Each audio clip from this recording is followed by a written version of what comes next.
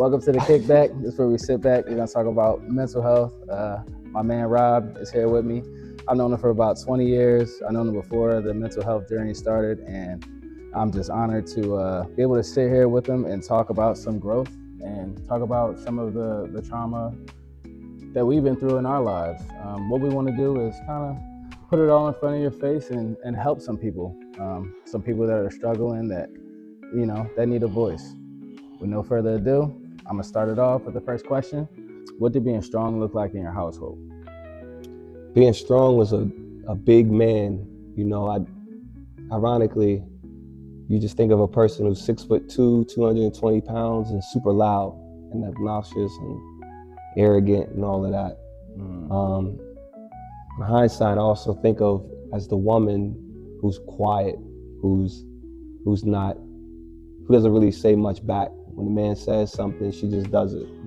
You know what I mean? A lot of people probably don't agree with that, but like that's strength because they're just building everything in and taking everything and allowing, a man to lash out on them, still providing for the kids, taking care of the kids, the home, everything like that. How did that help shape the way you handle pain as an adult?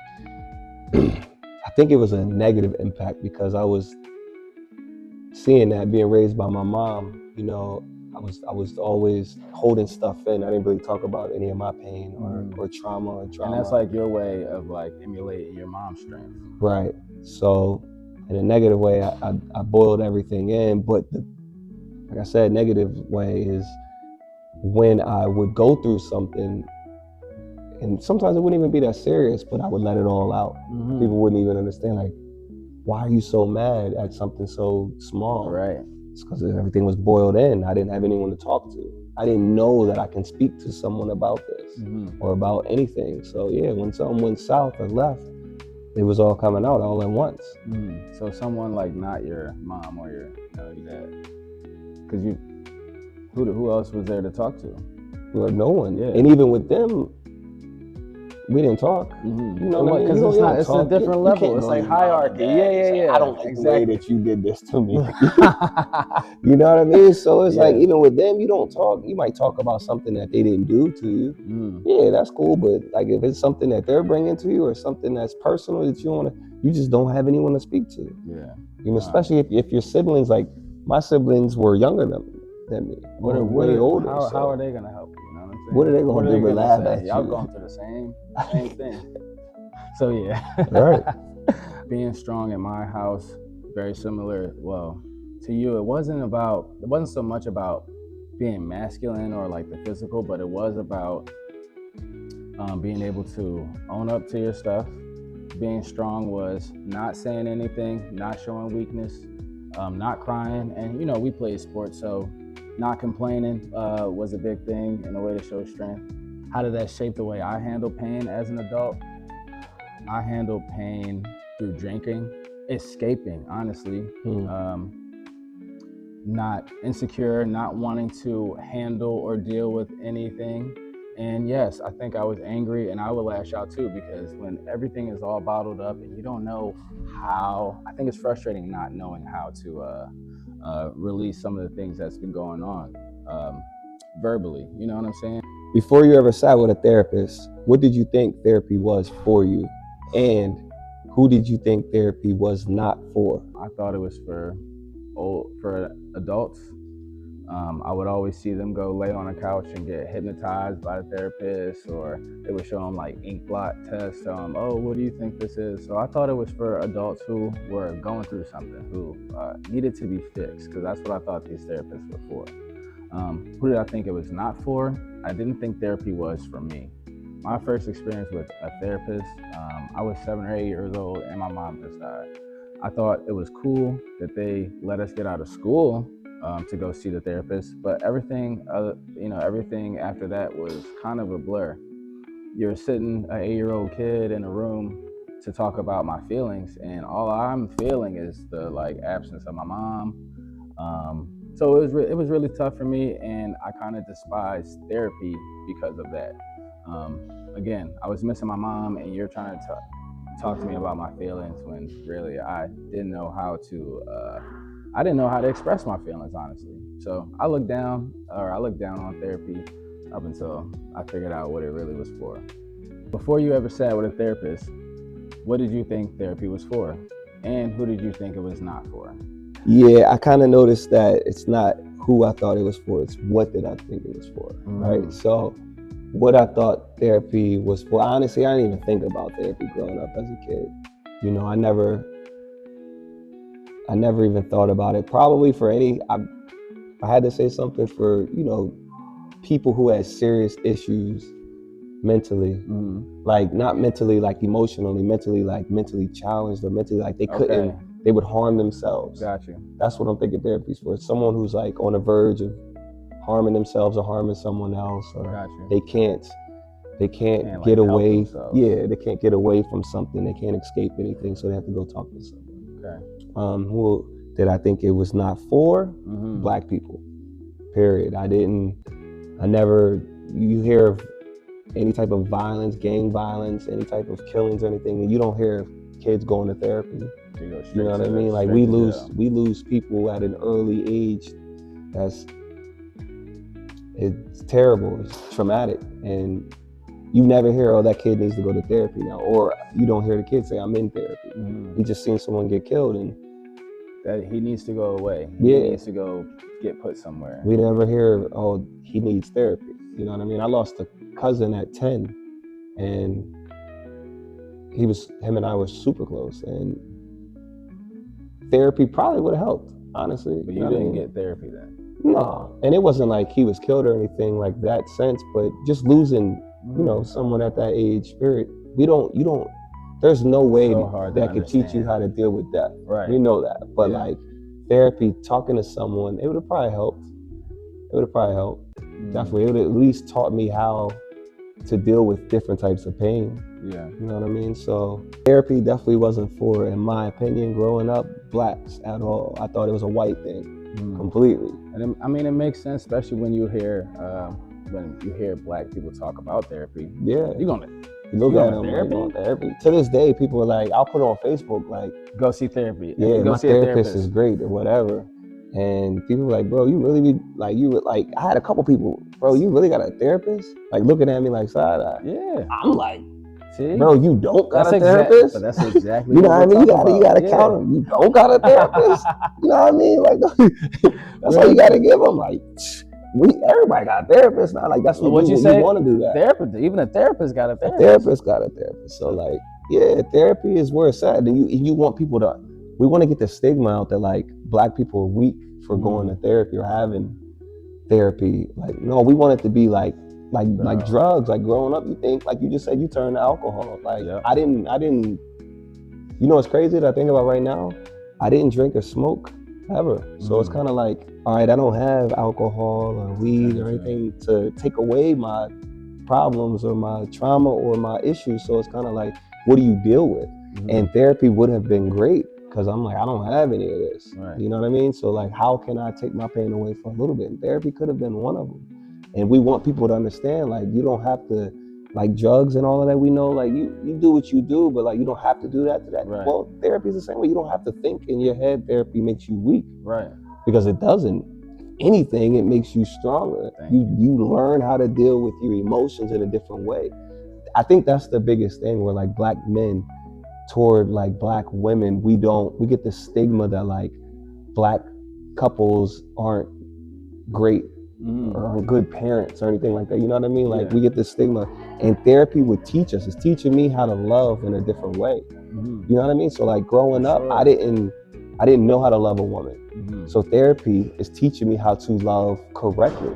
I told you, it taught me how to love myself. Yeah, I didn't know how to love myself, but back to what you were saying, it taught you how to love your woman. To love a woman. And it's just like, and it's still teaching me, it's a learning process, you know, that takes time, but it's generational too. So think about it that way. Like if white people have been going through therapy since whatever decades ago, and they're teaching their kids, it's all right, you could do this. This is how you teach this. This is how you treat this person, or this is how you deal with this. And we have it, like from slavery, like to civil rights and Jim Crow, like all of that builds up to like, it's all this hate that we keep inside of us. That wasn't that long ago. Jim Crow was not that long ago. You know what I mean? So Yes, it's kind of sir. like Yes, sir. our parents' trauma boiling out to our trauma, where it's like our Passing it trauma down. now is going to pass down to Passing theirs. it down. Well, no, We're stopping we that. ain't, Bro, because we're now it's breaking the like, will. I'm going through therapy, son. Baby girl, you're going to go to therapy. You're going to learn how to deal with your emotions so you don't Now. pull this into your generation, into your kids. So it's it's the fountain of self righteousness. And Like it keeps going. Yes. I like to say that there's no finish line to mental health and Right. bettering yourself or Absolutely. self-improvement or self-love.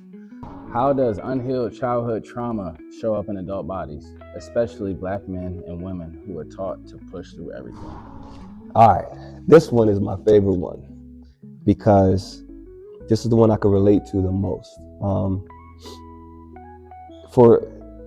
I guess the best way I'm gonna give an example. You know, Okay.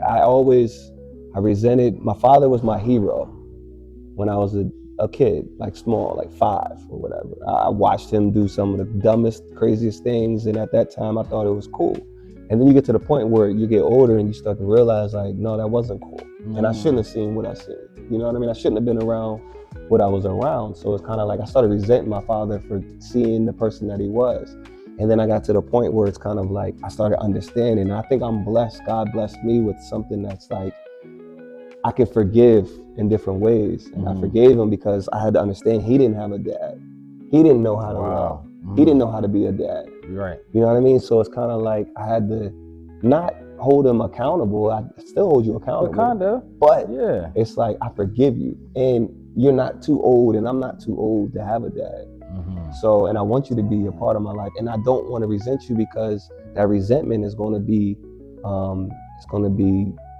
controlling me. It's like it's wasted energy. Almost. Yeah, absolutely. Yeah. And you got to protect your energy. You already know that. Yeah. Protect your peace. But I didn't want to resent him. And I see so many people now who resent their dads that are my age, that are younger, that are older. They hate their dad because of something that he did. I resented my dad for a little bit. And you just can't do that. And I tell people all the time, it's over with. If he wants to be a part of your life now, welcome. Wow. You know what I mean? Don't hold that over him because once he's gone, you can't get him back.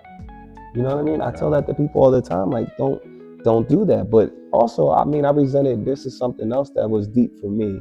I resented my mom for a while too, because I felt like, because my dad was in and out of prison so much that like I had to step up and be the father figure for my younger siblings. It was just me and then my mom. So like I had to step up to be the man.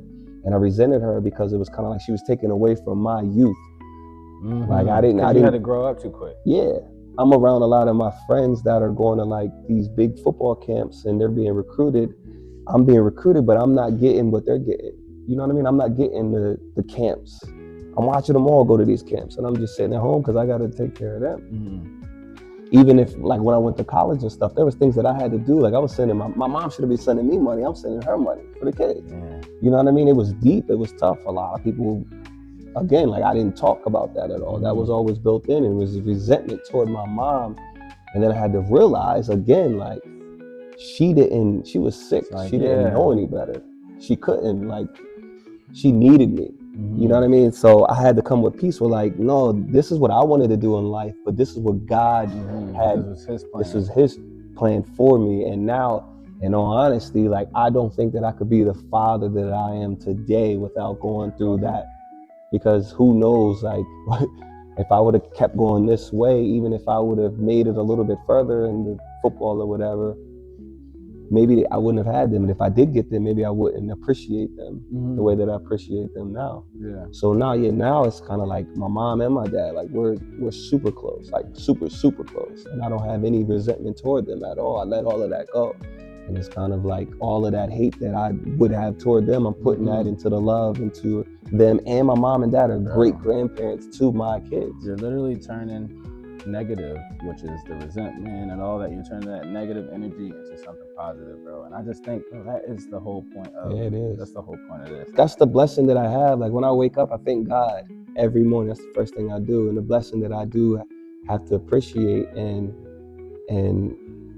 enjoy is not everyone has their mom and dad still. You know what I mean? And I just can't take advantage of it. I know you would kill me physically, like like if I didn't, like, bro, appreciate that. For sure. Negative or positive, appreciate that. And I do. It's something that I don't want to, because I know they're not here forever. Right. You know what I mean? So I definitely appreciate my parents for that. So yeah, we're gonna give them, they want to be here, they're gonna be here. Yeah. Then you're gonna get these kids.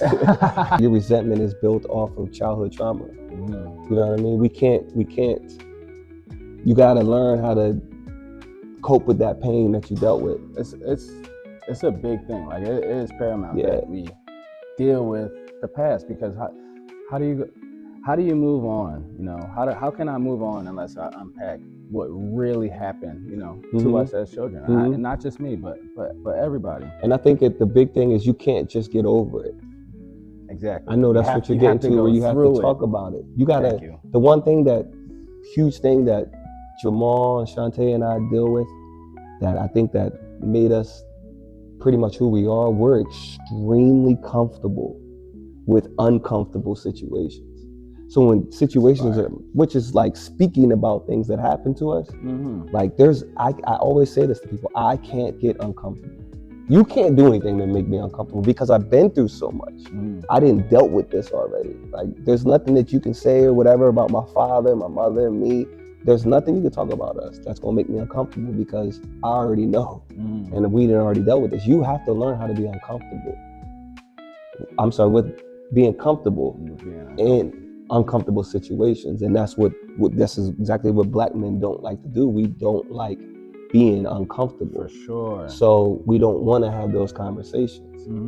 Rather it's one-on-one with someone who will never bring this up again, or toward that person that made you feel this trauma. So that's something that you have to deal with. You absolutely have to. You can't just ignore it. You can't sweep it under a rug, because it's going to come out sooner or later. Well, let me ask you, how does unhealed childhood trauma show up in adult bodies, especially Black men and women who were taught to push through everything? When you bottle everything up, and you've been bottling up since you were a child through your teens. If you went to college, didn't go to college, you're just bottling up your life. You ever shake up a can of soda, a bottle of soda, you pop that thing, bro, that's your emotions, essentially. So I think that's how it shows up. And I think therapy would help kind of disprove that stigma of us, of being angry people and being whatnot. So definitely going to therapy, talking about your trauma and unpacking your trauma. And I can't say that enough, because of what it did for me and how it's helped me. Was there a moment where you realized this isn't just stress, this is something deeper? What did that moment look like? That moment for me was definitely rock bottom. All right, and I know it wasn't just stress, because I was getting out of rehab. To get into rehab, you gotta drink a lot. I was drinking a lot. Like I told Rob a little earlier, I think I was in a point of trying to disappear and feel numb. So drinking made me feel numb, smoking made me feel numb, being out and partying, and just, you know, the nights went by fast. So I knew it was deeper after I got out of rehab, and after I found out that I was having a child. I had a son that was born, and I needed to change everything. So in that moment, in that time, I was at my rock bottom, and I needed to, I found my purpose. And my purpose was taking care of this child, being a father, and flipping the script on what I was doing to myself. So that led me to therapy, and boy, what a change has that done. So yeah, that's what it looked like for me. I was definitely at rock bottom, but I turned that around. I turned that negative into a positive, and I'm here to advocate for mental health and people who need help. Was there a moment when you realized this isn't just stress, this is something deeper? And what did that moment look like for you? Absolutely. One moment specifically, I felt like I was moving 100 miles an hour nonstop. I had a house in Pittsburgh. I had a house in State College. I have kids in State College. I have kids in Pittsburgh. And it was kind of like I wanted to be at both homes at the same time, of course, which is physically impossible. But I felt like, in my mind, it was possible. I felt like I was Superman. Like I really felt like I could be here, I could be here, I could be there. And it's like you were doing that for a little bit. I was, man. It was draining. I remember dropped the kids off 8 o'clock. The baby have a appointment at 10:30 in Pittsburgh. I'll make it to the appointment at 10:30. All right. Then I have to get back to get the kids from the bus stop by 3 o'clock in State College. I'm back in State College, 3 o'clock. You know what I mean? And I was doing that for a couple years. I was doing that like the whole school year long. I was boom, boom, boom, boom, boom, back and forth. Babies' appointments. Like no time for yourself. None. No time. Football, basketball, track, whatever they were doing, I'm not just there, I'm coaching. You know what I mean? So it's kind of like I got to the point where I was losing hair. And not just a metaphor. That's scary. Like literally like bald spots. Did that scare you? It didn't scare me. That didn't scare me. That was like, that's when I said it was deeper than stress. Okay. I'm in this car more than I'm in my bed.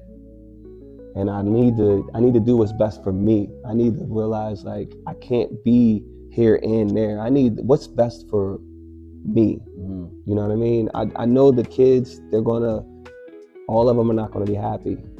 My whole family's not gonna be happy, but what's gonna make me the most happy? And I felt like, making a move to one place at that time, and I'm standing on it. Like that's the best thing for me. I'm gonna make this move. I'm gonna pray every day for the best. We already said it. Someone's always gonna have something to say. Yeah. Everyone's not gonna respect that and understand that, and that's not for them to understand. That's just for me to understand and know, like, all right, I did what's best that I think was best for me and my kids. So, and I'm glad that you came to these terms like on your own. You know what I mean? Yeah. Like things didn't get too bad before you were like, like you didn't have to go to rehab or nothing. Too much Gatorade. but we're all on our own journey, and we just luckily we reached this point of self-love that we wanted to, Yeah, and I agree with you, because it could have been worse. I could have died in the car. You know what I mean? Falling asleep, or even something bigger with the depression or anything like that. So I do, and I think that like after that, I had a chance. Doing that led me to my therapist, because now I get a chance to sit down and like, all right, this is deep. I understand that there is something wrong with me internal. And people don't know, people see me every day and they're like, oh, Rob, he's happy, he's excited, he's doing this, he's doing that. Counting pockets and all of that. And then, you know what I mean? They don't know like what I'm going through to do all of this. So yeah, but that's not for them to know. Right. You know what I mean? So I had a chance to sit down and pick out a therapist and like, well, this is what I want. And I want her to do this and I want to do that. I don't want a him. Right. I want a her. So it's kind of like, I felt like I had a chance to do that. And I've been meeting with her for a couple times a month for a couple months, and it's great. She's holding me accountable. She's making me do things and see things in different angles and different lights. And it's amazing, man. And I'm telling people, like, I'm not just, therapy isn't paying me to say this. You know, we're not getting paid to get up here and say, go to therapy. Like, this is real life. More importantly, because the way that if we get to teach people, this is my biggest thing, we get to teach people who have kids to go to therapy, and they teach their kids. Now their kids are going to treat our kids better. Paying it forward. Someone listening is where you used to be, lifting heavy, grinding hard, but silently struggling. What would you tell them about therapy that nobody told us? You know what's cool? This question ties into the last question for me, because I was just saying a couple of years ago how, like, I was in the gym heavy a couple of years ago when I was doing all of the back and forth and stuff. And I was probably at my strongest point physically with my weakest point mentally, emotionally. That's crazy. Ain't you talking to me about balance? Yeah. I didn't know this was a couple of years ago. So yeah. So with that being said, like I was. What would you tell them about therapy then? To the people who are at their PRs and maxes in the gym, if you're not mentally and emotionally where you should be, you could be stronger physically. Health. I believe that. Yes, health is wealth. Health is health over wealth, I should say. Like you have to treat your mental, stimulate your mind and stuff. Treat your mental and your emotions better, because then you'll be physically stronger. We all know this. If you're a gym rat, you go to the gym one day and you're arguing with your girl or your boyfriend or whatever, and you guys, whatever happened before is on your mind, you know you cannot physically lift that weight that you're trying to do because emotionally, mentally, you're thinking about that. Else. It's gone. So now you're crashing out in the gym because you're upset about what happened and you can't get that weight. I've been there. I've done that several times. But when I'm at peace with myself, when I'm at the strongest point in my mind, I'm throwing that weight up. Throwing it up and around. And around. I'm doing whatever I have to do. Everyone who's in the gym, we know that. That's a fact. If something is mentally blocking your mind, you cannot think about that weight. That's just a fact. So, yeah, if you get your mind right, you have to balance everything. If you balance that, everything else is going to just fall apart. So, yeah, for the people who are watching this, I would absolutely tell you, go to therapy. Try it. If you don't like it, don't quit. Get another one. Start now. Start, not now, right now.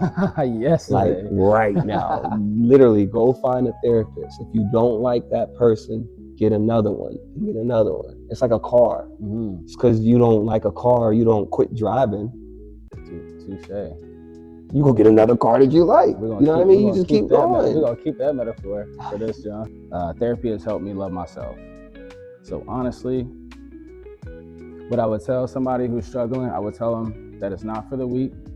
And I would tell them that if you don't love yourself, definitely go to therapy because that's where it starts. It starts with yourself. We talk about being able to pour into, different cups. And you can't pour into different cups if your cup is empty, if your cup is drained. You can't help other people, especially not the way. You can't become the best version of yourself if you don't start loving on you first. It takes strength to talk about things that happened to you as a child that you thought nobody would believe. So again, it's not for the weak, it's for the strong. So if you don't got a therapist, go get one. After therapy, what changed internally? Not just how you act, but how you talk to yourself when no one else is around. My perspective on life, my perspective on myself, my perspective on health and wellness overall. And that helped change the way that I talk to myself. I've always been pretty confident in, myself, my mind and my body, but I didn't love myself. So think about all the confidence that I had before, but now I actually love who I am and love the person that I've become and all of the things that made me who I am. I'm not ashamed of it. I'm thankful for it because it made me who I am today. That's what it's done for me, man. It's made me a positive person, and I love who I am, and I want to keep pushing, exuding this and pushing it on other people. Positivity is cool. After therapy, what changed internally? Not just about how you act, but the way you talk to yourself when nobody's around. For me, accountability. It's taught me how to be more accountable when I make mistakes, but also to hold people accountable for the mistakes they make toward me. Yeah. What do you mean by that? So if I am man enough to admit that I'm wrong for doing something, I'm going to hold you accountable to do the same thing. So if we come up, we're both arguing, fighting, we go and we apologize, or I apologize and you kind of deflect on your apology, that's an issue. And I can't accept that. And I won't accept that until you're man enough to admit what you did wrong. But at the same time, I have to realize what I did wrong and not to do it again, to learn how not to do it again. So yeah, just holding myself accountable is one major thing that I'm doing when I'm by myself. I'm always speaking on like, what can you do now to not put yourself in those positions? And that's just not like a fight. That could be financially, it could be with the lady fighting, it could be with my mom with a disagreement, it could be with business, it could be with anything. So if I'm in a position that I don't want to be in again, how can I hold myself accountable not to be in that position? And that's, like I said, that's just starting with a lot of the times that I had an issue with saying no. Hey, I can see that. Bro, can I borrow $5? No. And we don't have to say why. You don't have to say, no, I don't have it. You're lying. Why lie for them? Yeah. You know what I mean? I got you. Just no. And just to show how authentic we are with this, come here. We're showing you we're not just doing this just for Yeah. just to talk like we're doing this in front of my son right here. Yes, sir. Come sit down, Yeah, dog. We got room here. This in the is middle, my, man. you know what I mean? It's my firstborn, the one that saved my life completely. So I'm trying to teach him it's okay to demonstrate emotional weakness sometimes and talk about things. I tell him all the time, it's all right, talk to him. When he's one that holds stuff in, he don't want to talk.